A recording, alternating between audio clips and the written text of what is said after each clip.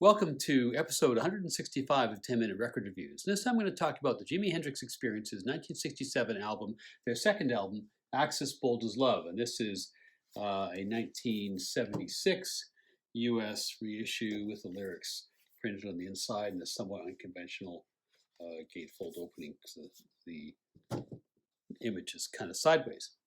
So this is a follow-up to one of the great debuts in rock and roll history, which introduced the world to an electric guitarist who completely redefined the instrument. This is psychedelic rock, it's occasionally heavy, and it's occasionally too experimental for its own good, but it's always interesting. Jimi was always experimenting with guitar techniques, studio techniques, different kinds of genres. He was often brilliant, never boring. I've discussed Jimi's life before fame in the review of the prior record to this one, Are You Experienced? So I'll just touch on the high points here. The basics are he grew up in Seattle, he didn't pick up a guitar until he was 15, he was in the Army in the early 1960s, and when he came out in the middle part of that decade, he played for all kinds of R&B legends. Eventually he forms his own band and he makes a bit of a name for himself playing in Greenwich Village in 1965 and 1966, where he's discovered by the bassist for the Animals, Chas Chandler. Chandler is blown away, like pretty much everybody, by Jimi's virtuoso playing. He persuades him that the London scene is actually where it's at.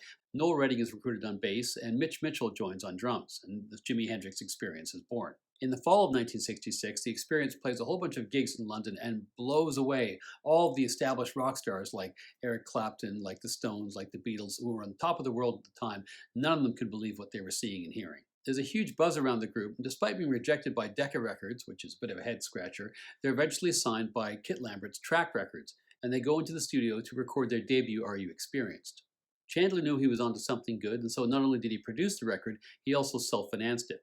He also brought in Eddie Kramer as the engineer, and together with Hendrix, the three of them really redefined in that record what a rock and roll record could sound like, absolutely blowing away listeners when it was released in the spring. I think you can, as I said previously, date the emergence of the great creative period of rock and roll from the release of that particular record, but strangely enough, although it did well in the UK, it didn't crack the US market right away. They did get their American break, however, when Paul McCartney was asked by the organizers of the Monterey Pop Festival if he would be on the board of advisors for the development of the festival. And he said, yeah, I would, but on one condition, you have to have Hendrix in his group. That performance on June 18, 1967 was absolutely iconic and is one of the most famous gigs in the history of rock and roll. The music was amazing, the performance was amazing, the Experience basically blew away every stereotype and preconception that people had about pop music at that point.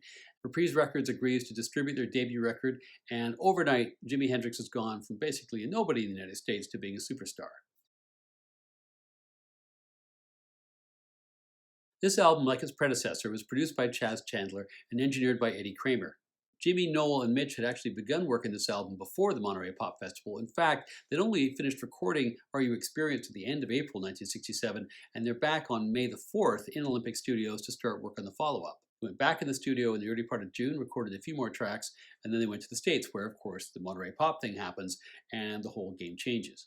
Suddenly they're in high demand and there's all kinds of offers of bookings, and so they tried to record some songs in LA at a different studio, decided it was inferior, that didn't work. Eventually in July they come back to the UK and they book time in Mayfair Studios to finish up the record.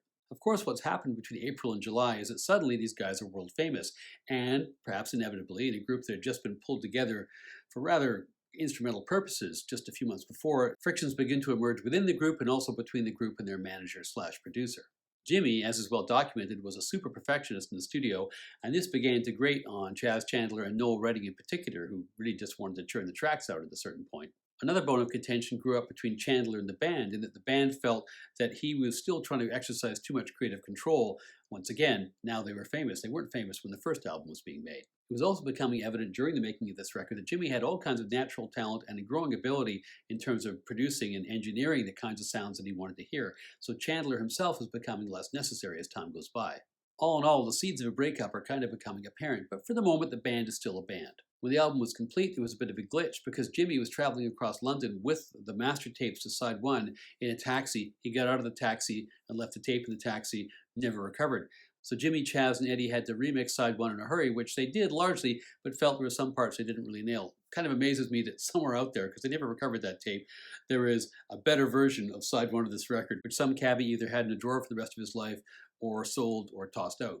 The album itself was released on December 1st, 1967. It went to number 5 in the UK and number 3 in the States. Like its predecessor, it was critically praised, but there were a few issues, and some of those I'll talk about here. Side one starts with a kind of novelty track, EXP, which, if I'm not mistaken, has echoes of the intro to Stone Free. It's kind of a trippy dialogue between an interviewer and Jimmy, who is introduced for some reason as Paul Caruso. The main interesting part of this track is this wild panning of this heavily feedback laden distorted guitar passage, which actually really does appear to circle around you if you're listening to it in perfect stereo placement. You got nothing better to do. Next is Up from the Skies, which has this heavily reverb wah-wah guitar, still very sort of intimate and appealing kind of sound that Jimmy achieves here. He was never that comfortable in front of the mic. He hated his own voice on record, but you can tell, however, that he is more confident and assured as a singer on this record than he was in the previous one. Playing-wise, this is a great example of how when Jimmy was playing, the line between lead and rhythm was wonderfully blurry. He had, even when improvising, a kind of arranger's sense of what worked in a song and would just move fluidly back and forth between lead lines and rhythm elements. I feel it's too bad this song has faded out so early at 2:55 because the outro piece I felt was just getting going and I would happily have stayed on that planet for another minute or two. In fact, that's kind of a comment you can make almost all the way through this record, is that whoever had their fingers in the faders, and I guess it was Chandler, just needed to back off on that and let the songs play and let the songs develop. In part, I think this record is just a victim of timing because just 2 years later, you just know these songs would have been allowed to develop more fully. The next song is Spanish Castle Magic, which is named after a club in the Seattle area where Jimmy used to hang out and jam in the earlier part of the 1960s. This is potentially a pretty heavy song, but it's let down, I think, by 1960s production conventions, and in particular, the decision to bury the guitar, I think, kind of in the mix, which is a strange choice given who you're dealing with. Wait Until Tomorrow starts with his beautiful, classic Jimmy guitar hook in the intro. His lead playing is what immediately grabs your attention, but his rhythmic playing is, I think, where his genius is most fully expressed. Ain't No Telling is a hard-driving tune with this very cool hook in the verses with these back-to-back triplets. Triplets were a very typical Jimmy technique, most obviously on Manic Depression. The trouble with this song is that in a minute and 46 seconds, it's too short. It's completely underdeveloped. The next song, however, is the high point of the record and one of the high points of Jimmy's career, which is Little Wing. As much as he's associated with wild-ass guitar, what's often overlooked is how beautiful were the ballads that he wrote. It's got this beautiful intro, and what I love most is this little descending resolution just before the verses start, which is, well, it's just guitar heaven. Side one concludes with If Six Were Nine, which is a slow, heavy blues, undercut, I think, again, by the production techniques of the day. I kind of wonder what would have happened just a year or two later if you say you'd had Jimmy Page producing this the way in which he produced his own band. Instead, what you get are tinny drums kind of sounding like trash can lids. You've got guitar split up into too many different textures. Bit of a wasted opportunity, this song, I think. Side two starts with another great song that I hadn't really given much mind to before until I sat down and gave this record another thorough listen, which is You Got Me Floatin'. It's got a very trippy, funky entry to the song, and then there's this great guitar, bass unison between Jimmy and Noel in the chorus, which I think is one of the best moments in the whole record. Another great tune follows, which is Castles Made of Sand. This has a classic Hendrix intro, and I think as a song, it's one of the best produced pieces on the record. There's great balance between the different instruments, which isn't always the case. Next song is She's So Fine, which is the only non-Jimmy song on the whole record. This was the one, of course, written by Noel Redding. This is really mainstream 60s beat pop, kind of put through a psychedelic filter, very much like The Who from the same era. One Rainy Wish is a very interesting and complex song, full of light and shade. It has a wonderfully ballad-like intro, and then the bridge, or the chorus, whatever it is a total rave-up. It's got a great hook at the end of that bridge. It's a classic Jimmy walking guitar line, and then this really trippy outro. Little Miss Lover follows. This is another really nicely produced song. The instruments, again, really well balanced, a nice bottom end to this. What's notable here is that Jimmy, as he often is here, is using his wah-wah pedal, but he's also damping the notes. First time that effect had ever really been heard on record. Lots of people, of course, would copy that subsequently.